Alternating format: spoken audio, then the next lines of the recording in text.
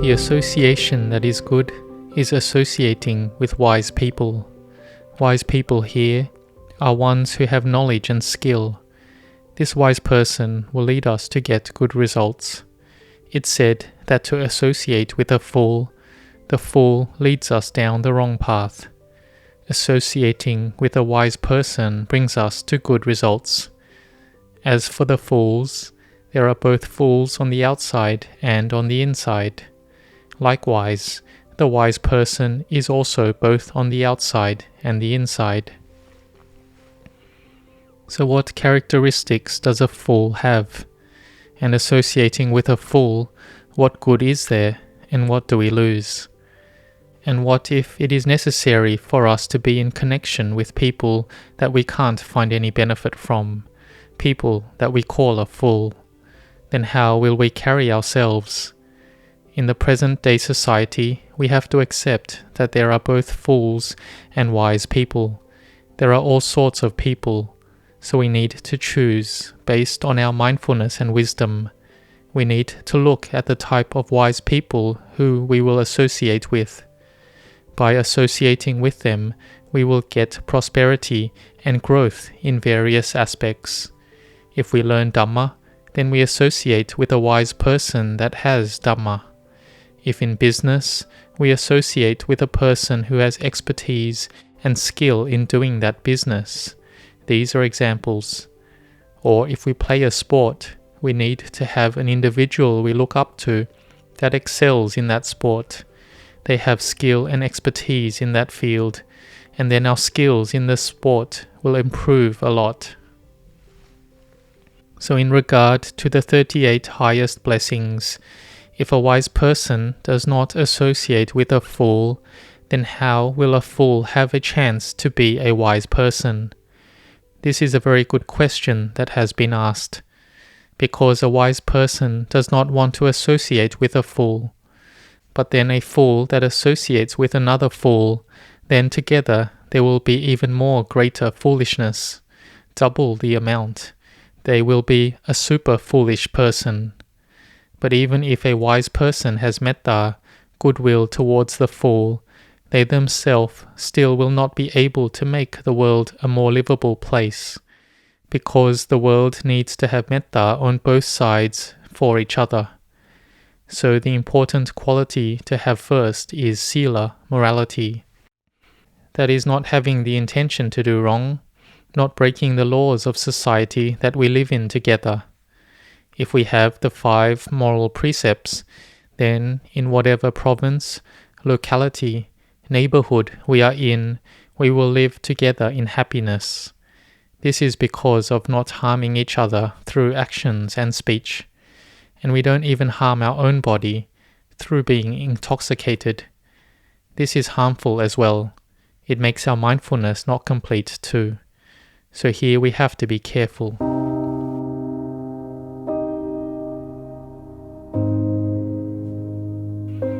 So we take a look at what are the characteristics of a fool, and when we associate with them, how will we lose out? In the Pali language, the fool is balo. In Thai it is pan, which mostly comes from the Pali word. This we call being a fool. It is a person who has no mindfulness and wisdom, a fool or an idiot. They have no quality of sila, morality. It's a person with a dark, unclean mind. So, do we know about a fool? It is not someone who has knowledge, like someone who has become a doctor. This is a wise person. This is a person who has gained an education and has been accepted as skilled in that various field. They graduate and they have a bachelor's degree, master's degree, or a doctorate. They know with expertise in that field, subject, or in the application to their work, and they may be able to teach it as well, teaching various subjects. And we can see that people with wisdom like this have helped to progress material development in the world, which improves our conveniences. Now we use electricity, but before they used candles or lit torches when traveling. At night it was difficult to travel, so they wouldn't normally travel at night but would rest first. But now, these days, we can travel at night or at any time. We use fuel, oil, fossil fuels, but then there are problems arising. It adds to global warming, with more severe changes in weather. So, to progress and to find new technologies is not the final answer that will give us true happiness. Instead, it is the cause for suffering to arise anew. And we have more intoxication. One who is already a fool, who doesn't know anything, then they indulge even more in entertainments, in gambling, because it is way more easier to do this than in the past. There is online gambling. Watching entertainments, there is no need to go to the theatre or to the shows like in the past. These days, it has developed so that it is in our smartphones. So will we have time to practice Dhamma? So there is the fool that is our hearts as well. There is the fool on the outside and the fool on the inside. A foolish person will close the path of our progress. So what should we do? We need to not associate with fools, not to be close to them, not to think together with them, not doing things together, not traveling together, not practicing together, not socializing with them, because it is dangerous, because it will pull us down. If we have little strength, and the fool has a lot of strength, then they will pull us to a path of ruin. But we have to not associate with the fool inside of us too. Like for some people, they decide to quit drinking alcohol, because when they get drunk, they have no mindfulness, and then it all goes bad. When it gets to night time, we don't go, but then a friend invites us to go drink. When we see a friend invite us, then we can't resist it. We end up going with them. We go and then get drunk as normal. It's said that if one drinks alcohol a lot, there will be an alcohol ghost coming to stay with us as well. Is it true? I've heard about it for a long time. And there was once when I sat in meditation, and in it I saw one layman who was my nephew. He was lying down drunk and had a bottle of alcohol. He had no mindfulness, and there was a skeleton lying with him as well. So I thought, oh, this is what they call an alcohol ghost. They're like people who drink alcohol, so the ghost will come to be with them as well. So when their minds get caught up with an alcohol ghost, then it will invite them to go drink alcohol. Then they are drunk all day. Or it is a friend who has an alcohol ghost. Or it is their own minds which make the karma regularly, who will come to invite them to go drink. It's like this. So I warned him about this, and he was able to quit alcohol from that day. He had cut off that karma. So we need to be really careful of the fool. And the fool could be one that just arises temporarily. They are not a fool forever. If they know how to associate with a good person, or believe them and listen to their advice, then they can come back to the good and right path. They will then have dana, generosity, and sila, and if they can practice higher, they will have bhavana, developing their minds. Then they can meet with true happiness. So these people are not true fools. Like the Venerable Angulimala, he had knowledge and skill. He wasn't a fool. But his teacher had received false information from his disciples who were jealous of Angulimala. The teacher was then scared that Angulimala wanted to be more powerful than him. So he gave Angulimala the method of cutting human fingers. But cutting a person's finger would mean that he would have to kill that person. He didn't actually have the intention to kill, but he wanted to learn the ultimate knowledge so that his mind could reach the highest happiness. He thought this path was the right path, but when he met the Buddha, then he associated with a wise person, the most supreme individual. There is no need to say that he is a wise person, as the Buddha is the most supreme in all the three worlds. This was the metta of the Buddha that pulled Angulimala and advised him to bring his mind to samadhi, concentration, to ordain, and ultimately he was able to become an arahant, fully enlightened. So this was just temporarily being deluded. But when he knew properly, he came back, developed samadhi meditation, and then he attained to arahantship. Because in Angulimala's mind, there was truly no intention to want to harm anyone. He had understood it as learning the highest knowledge by getting their fingers. So this faith can be very dangerous.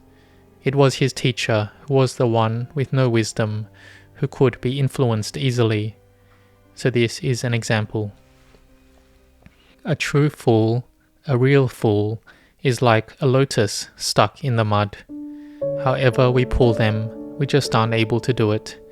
They do not adjust their ways of thinking and actions. Here, however we pull them and try to help, there is just tiredness, with no result. So here we have to let them be. We should instead search for where people with goodness are. We have to learn about goodness. We learn the teachings of the Buddha and make our minds have goodness. This is the wise person inside of us. And we have to be careful of the fool inside our hearts as well, because it is normal that when ignorance conditions the mind, then it is a fool.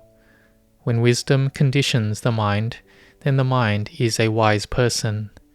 It's like us when we have an interest in making merit. Then we give dana, keep sila, and listen to Dhamma. Or those that have ordained, they have the faith to come ordain and practice and be a novice or monk. This shows that their heart has associated with a wise person. They have associated with the Dhamma, the teachings of the Samma Sambuddha, the perfectly awakened Buddha. And they try to follow it, try to practice Dhamma. So this is a wise person, which gives great benefits. And if we are in society, we need to be careful. If that society has a lot of fools, then how should we behave so that we can get by well? We should look at it that we need to have metta and compassion. Look at the people in that society with our goodness. Those people have to have some goodness. They have knowledge and skills. It's not that they are bad forever. We people may do some bad things, but it doesn't mean we are bad forever. But we still need to be careful. If they invite us to drink alcohol, take drugs, or to invest in stocks or other schemes with high payoffs, they tell us that if we invest 100 baht, then we will get 60 baht of interest.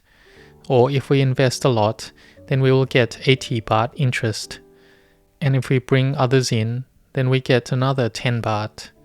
Here we need to have wisdom. A fool is coming to cheat us. So for all of us, it's not easy for us to grow up.